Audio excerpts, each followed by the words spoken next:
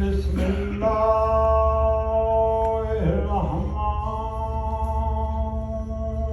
الرحيم الحمد لله رب العالمين والصلاة والسلام على أشرف الأنبياء والمرسلين الذي قال في شأنه وما أرسلناك إلا رحمة للعالمين والصلاة والسلام على وصيي ووزيري ووارث علم الأولين والآخرين الذي قال في كتابه المجيد ويتمون الطعام على حبه مسكينا ويتيما وأسيرا صلوات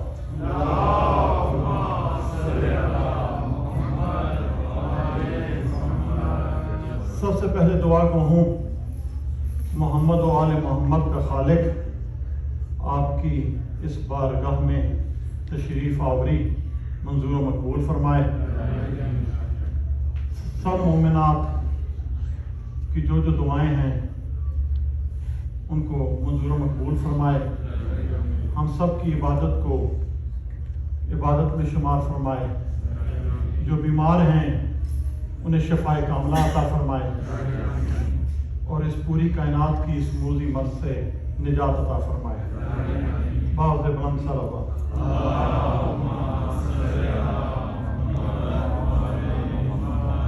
محرم کے آخری اس عشرے کی مجالس ایک چھوٹی سی اپیل کر کے میں اپنے موضوع کو شروع کروں گا.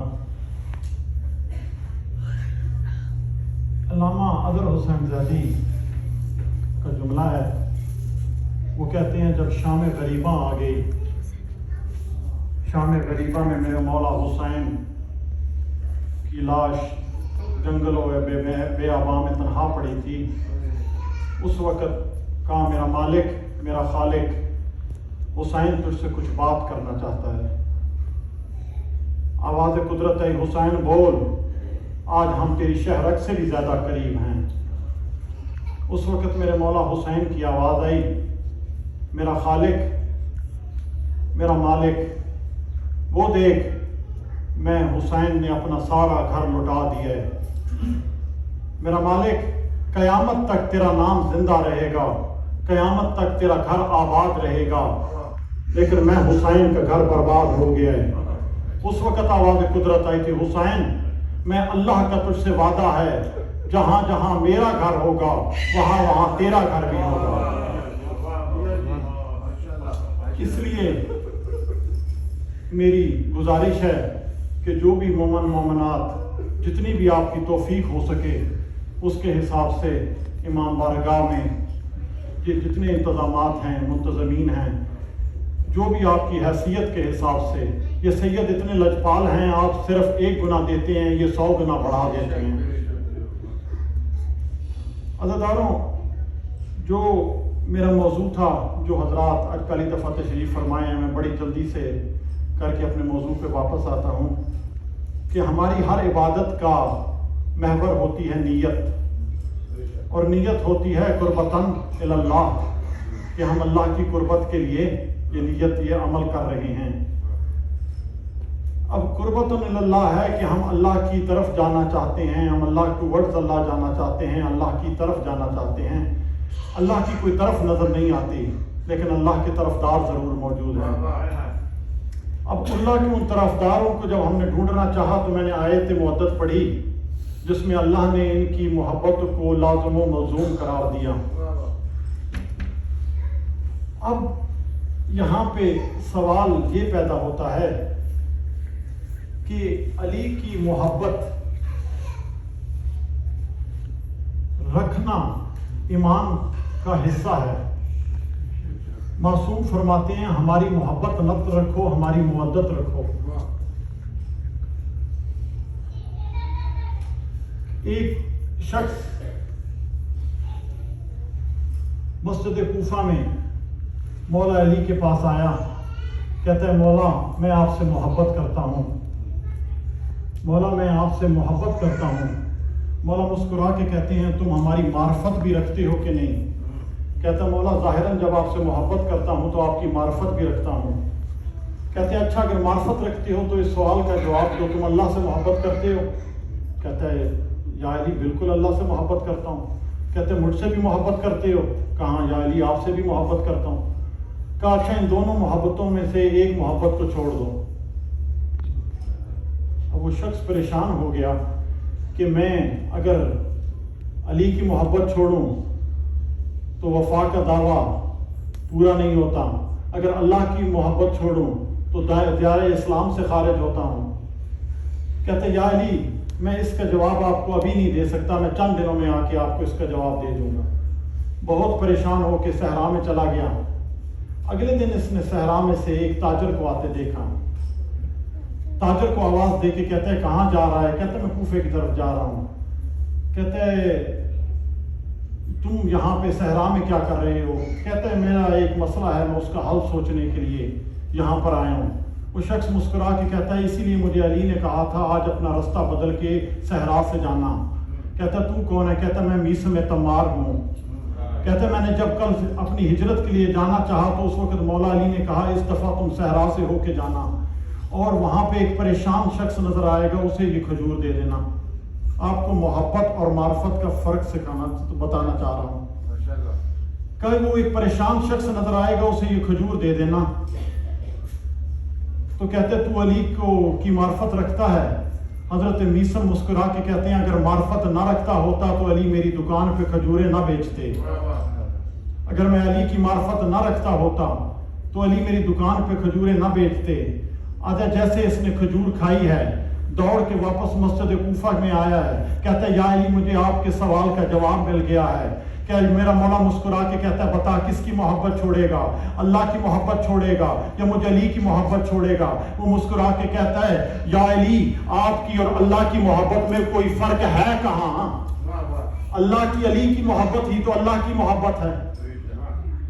ان دونوں محبتوں میں تو فرق ہی کوئی نہیں۔ یہ معرفت ہونا بہت ضروری ہے۔ محبت آپ کو مجرم بنا سکتی ہے، معرفت نہیں۔ میرا چھٹا امام لال ولایت ایک دن دریا کے کنارے موجود تھے، ایک بوڑھا شخص دوڑتا ہوا آیا، کہتا ہے ابن رسول اللہ میں چاہتا ہوں کہ مجھے آپ کی معرفت ہو جائے۔ آپ نے جو قریب ساتھی کھڑے تھے ان سے کہا کہ بھئی اس کو پکڑ کے پانی میں پھینکو۔ وہ شخص پریشان ہو کے انہوں نے پانی میں پھینکو، اس شخص نے ہاتھ مارنے شروع کر دیے یا لوگوں مجھے بچاؤ، لوگوں مجھے بچاؤ۔ کہا اب اس کو باہر نکالو۔ جیسے ہی باہر آیا تو امام نے کہا اس کو پھر پانی میں پھینکو۔ پھر جب وہ پانی میں پھینکا وہ پھر اس نے شور مچانا شروع کر دیا۔ کہا باہر آیا پھر کہا اس کو پانی میں پھینکو۔ اب تیسری دفعہ اس شخص نے شور نہیں مچایا، چپ کر کے خاموش رہا۔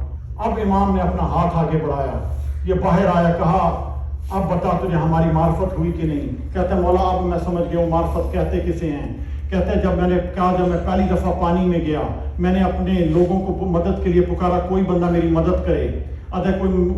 جب میں دوسری دفعہ پانی میں گیا میں نے اپنے سامنے والوں کو چیخو پکار کی مجھے آ کے بچاؤ۔ تیسری دفعہ میں نے کسی کو بلایا نہیں، میں نے اپنی آنکھیں بند کر کے مولا تجھ سے مدد مانگی۔ جب میں نے آنکھیں کھولی مجھے چاروں طرف امام صادق ہی نظر آئے۔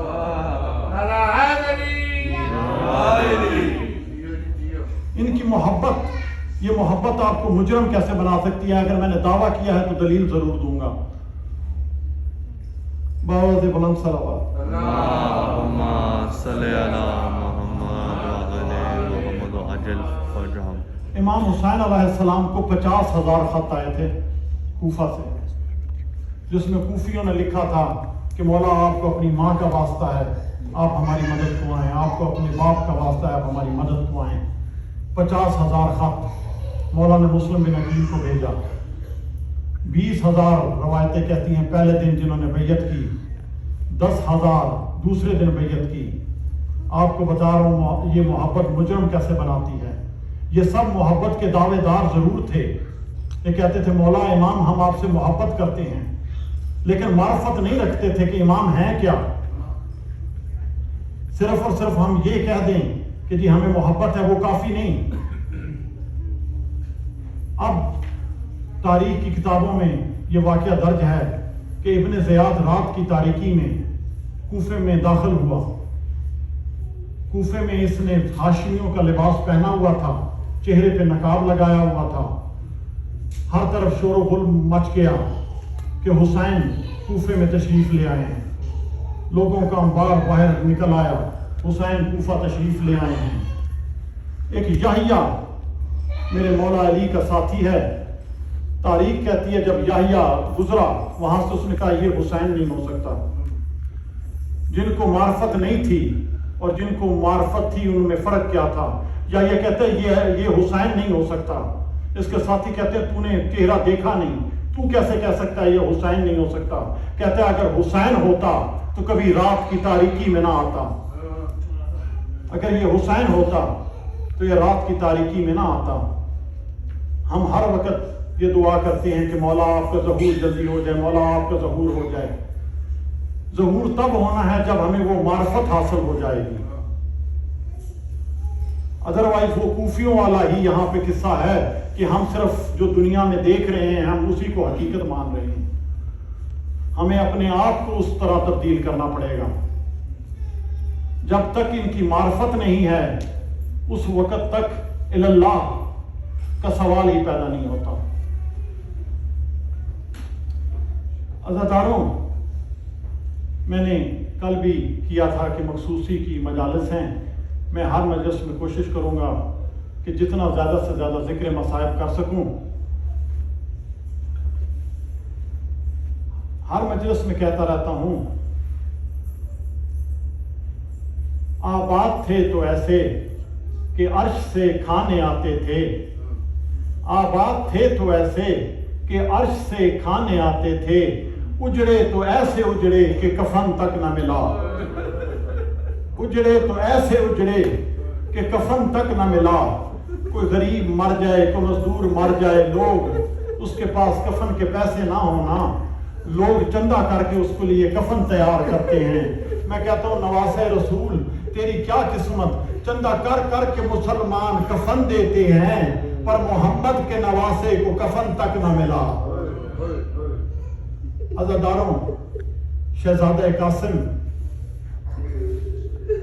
2.5 سال کا سن ہے جب شہزادہ یتیم ہوا ہے. تاریخ کہتی ہے ماں نے باپ بن کے پالا ہے. جب کربلا میں نامی کی رات آئی ہے اس وقت میرا مولا غازی اور شہزادہ علی اکبر دونوں پہرا دے رہے ہیں. شہزادہ علی اکبر کہتے ہیں چچا کل جب جنگ ہوگی سب سے پہلے میدان میں جاؤں گا. کہا نہیں اکبر، تو میرے سردار کی آنکھوں کا نور ہے. اکبر تو میدان چلا گیا، میرے سردار کی آنکھوں کا نور ختم ہو جانا ہے. کل جب جنگ ہوگی میں عباس سب سے پہلے جاؤں گا. کہا نہیں چچا، آپ اگر میدان چلے گئے میرے چچا کی کمر کا زور ٹوٹ جائے گا. اس وقت قاسم کا یتیم قریب آئے، ہاتھ جوڑ کے کہتا ہے شہزادہ علی اکبر، بھائی علی اکبر، آجا چچا غازی کل جب جنگ ہو نہ آپ جانا نہ چچا آپ جانا. کل جب جنگ ہوگی تو حسن کا یتیم جائے گا. میرے جاننے سے نہ کسی کی آنکھوں کا نور ختم ہونا ہے، میرے جاننے سے نہ کسی کی کمر کا زور ختم ہونا ہے۔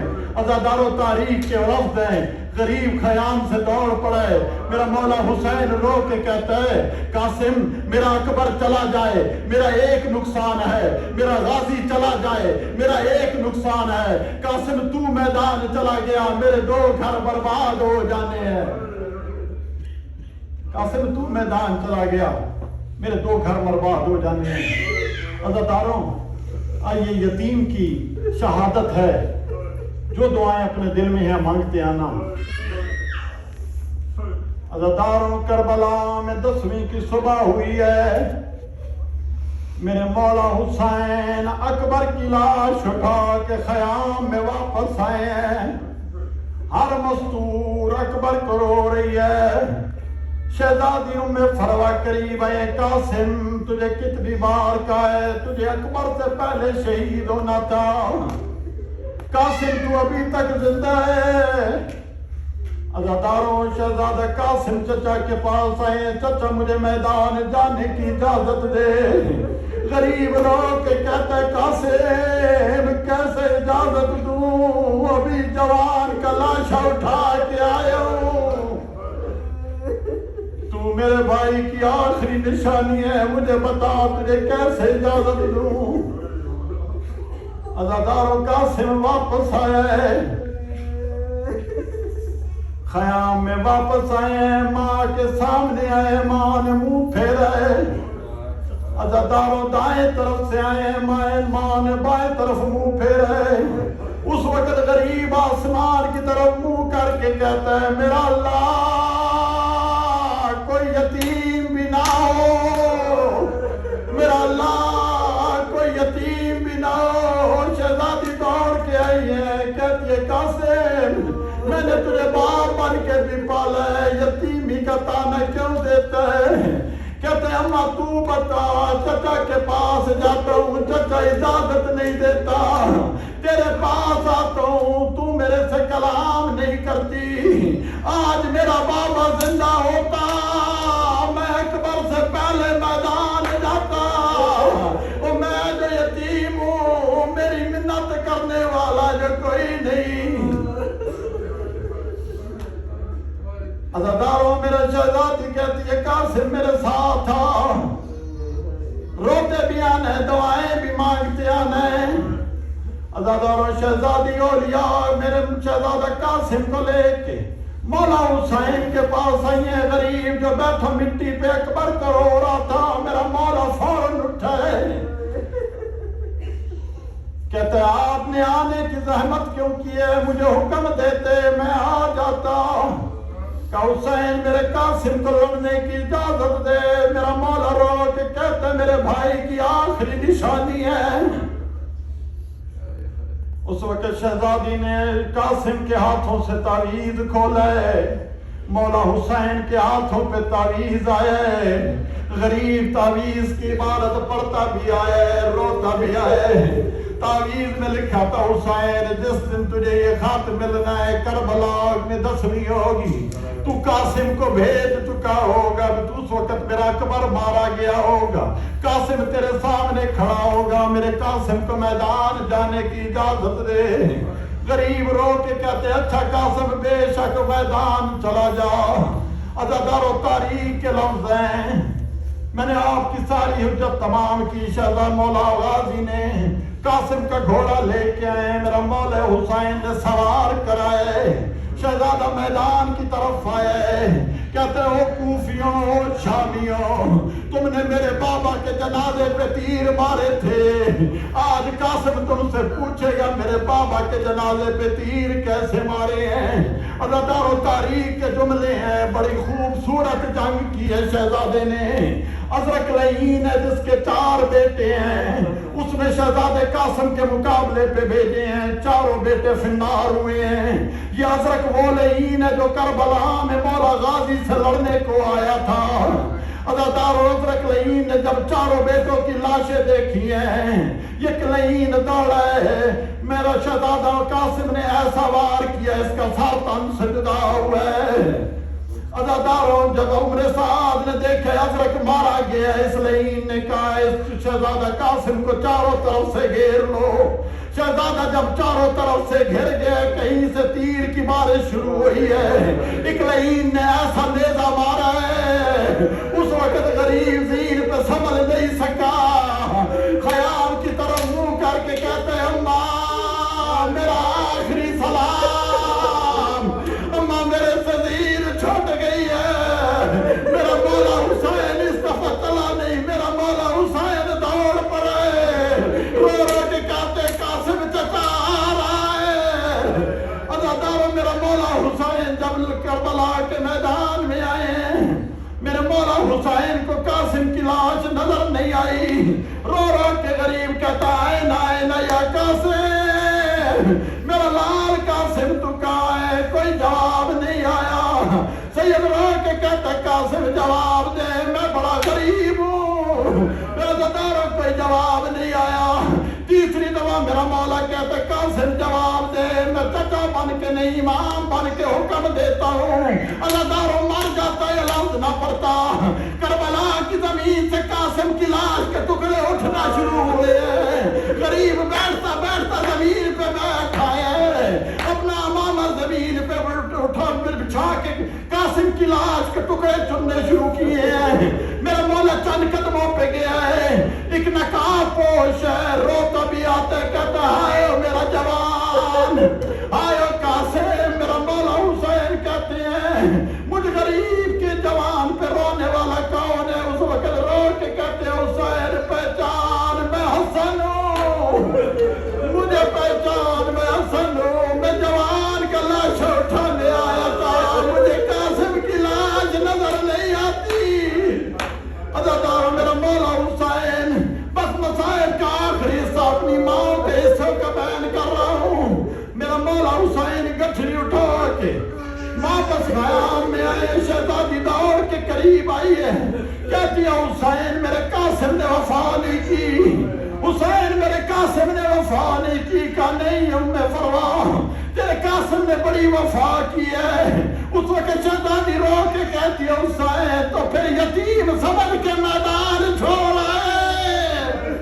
میرے قاسم کو یتیم سمجھ کے میدان چھوڑا ہے. میرا مولا کہتا ہے ام فروا جب تک زین پہ تھا قاسم تھا. زمین پہ آئے تقسیم ہو گئے. جب زمین پہ آئے تقسیم ہو گئے. میرا مولا حسین نے گٹھڑی زمین پہ رکھی ہے. جنہوں نے ماتم کرنا ہے ماں کے گٹھڑی کے پاس بیٹھ گئی ہے. شہزادی کبھی ایک ٹکڑا اٹھاتی ہے رکھتی ہے. کبھی دوسرا ٹکڑا اٹھا کے رکھتی ہے. شہزادی اولیاء دوڑ کے آئی ہے. کہتی ام فرما کیا کر رہی ہو. شہزادی رو رو کے کہتی ہے مجھے اپنے بیٹے کے رخسار چومنے اور مجھے بیٹے کی پیشانی چومنی ہے. مجھے قاسم کا چہرہ نظر کوئی نہیں آتا.